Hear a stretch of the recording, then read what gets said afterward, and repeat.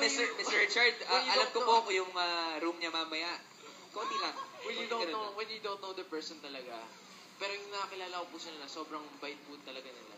Doon ako na mas naging relax. Hindi kami nagkaroon ng eksena together. Maybe now, you can have one scene. Siguro years on that. Really ka? Sample. Ano gusto niya eksena? Gusto ko yung, di malandi ka. Sabihin mo lang ng, di malandi. Tapos gusto namin, sampalin mo ng konti Yung medyo totoo. Workshop mo siya. Baka Wait, magaling. an honor ha na masampal. Oo, ayaw masampal. Ako na lang po, pwede po ba masampal niyo? Sampalin mo si Rob. Sila ni Alona na lang yung mag-eksena. Ayun. Ano ba tayo? Masaya yan. Pero medyo... Ano ba tayo? Tao ba tayo? Nakita lang ni Ayaw Gray, ba? O bagay. No. Bagay na bagay. Well, from Gray, gusto ko na malaman yung dynamics yung tatlo. Kasi syempre, first time mangyayari to under Star Cinema, di ba? And ang pabalik tambalan ng Chardon. Yes! Oo Depende nga. mo. Gaano yung na-miss yung isa't isa? Ay, kami, nagtatrabaho naman kami madalas. Oo, di ba? Pero nakakamiss gumawa ng pelikula together. Alam niyo, may mga tingin-tingin na yan. May something talaga. Ikaw talaga, Robbie, ha? Then, promise. Promise. Si Ate Bianca, naiyak dahil sa mga... Magbotik na ganyan. Kasi, di ba? Ano yung pinaka-paborito mong parte ng mukha ni Miss Mo? Lahat naman ng parte sa mukha. Miss Do, nagagapuan ka ba kay Kuya Bo? Oo naman. Oo naman. Ako nasasagot ko sa'yo. Siya talaga tumaganda. Alam mo, great minds think alike. Grabe, no? Iba yung chemistry nila. Pasensya na kayo, ha? Bagong gising lang ako. Oo. Wow. Problem. Hashtag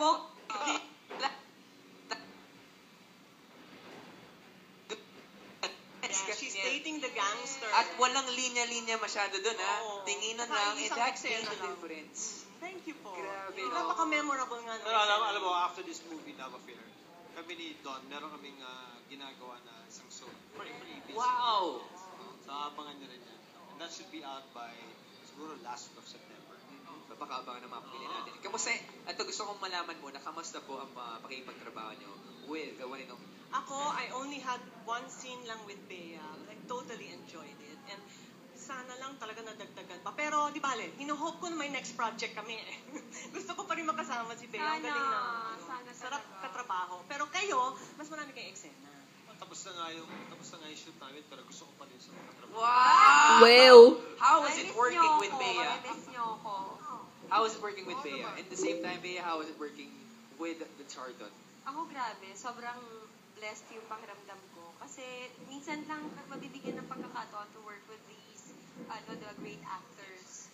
Na talagang doon pa lang sa filmography nila, makikita mo na kung gaano sila kagagaling na artista. Diyan yung hihintayin sa langit.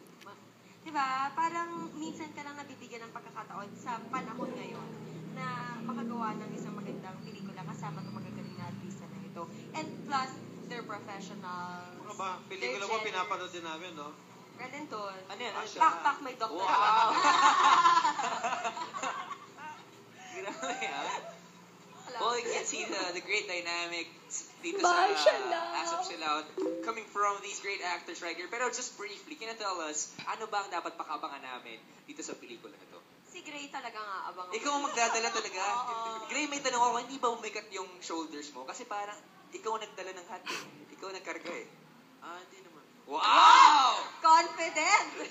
Wow, si Nico Del Rosario, pinapanood ka ngayon, ha? Parang naturuan ka na ni Kuya Goma. Oo, ha? Parang masyado ko napadikit. Lahat ng pelikula dinala niya. Oo.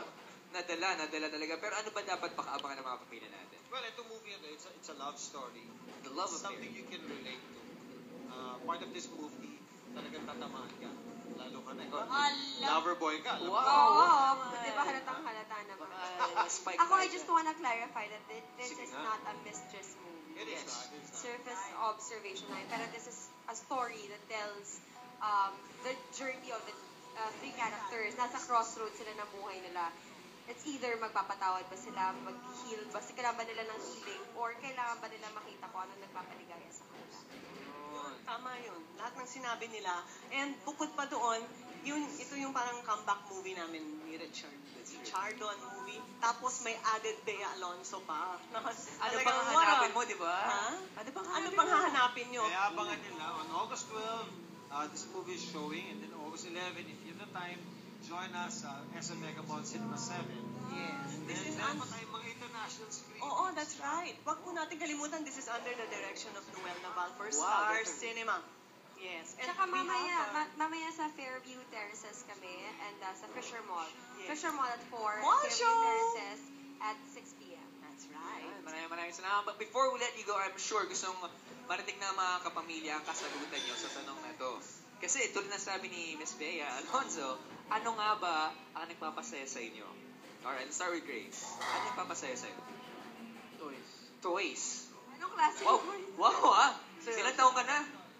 13. 13. Anong klase mga laruan yan? Lego. Ah, creative. Seryoso. Seryoso. Seryoso rin kami dito.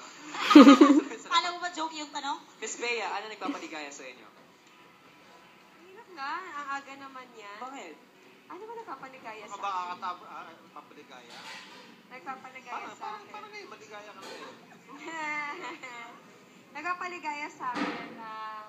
Ano ba yan? Nagpapaligaya ko yung mga tao. Tama.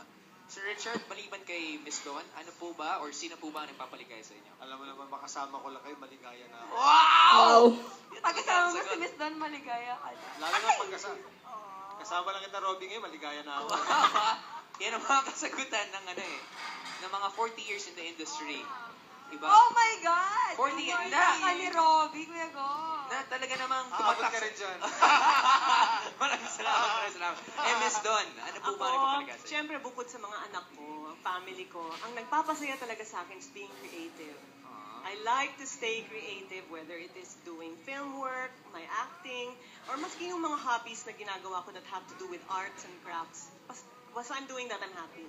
Well, that creativity will be translated in this movie that we call... The Love. Yes, The Love Affair. Maraming salamat. Palapakan po natin the cast of The you! Love Affair! Iba't Thank you, ibang guys. layers Thank of you. love ang makikita po natin dito. Maraming Oo, salamat. kayo, ha? And sa pagbabalik po natin, maraming pa mga layers of emotions ang makukuha natin only here on this show. This is called Asap Chilla! Thank you so much, guys. Thank you. Thank you, Robbie.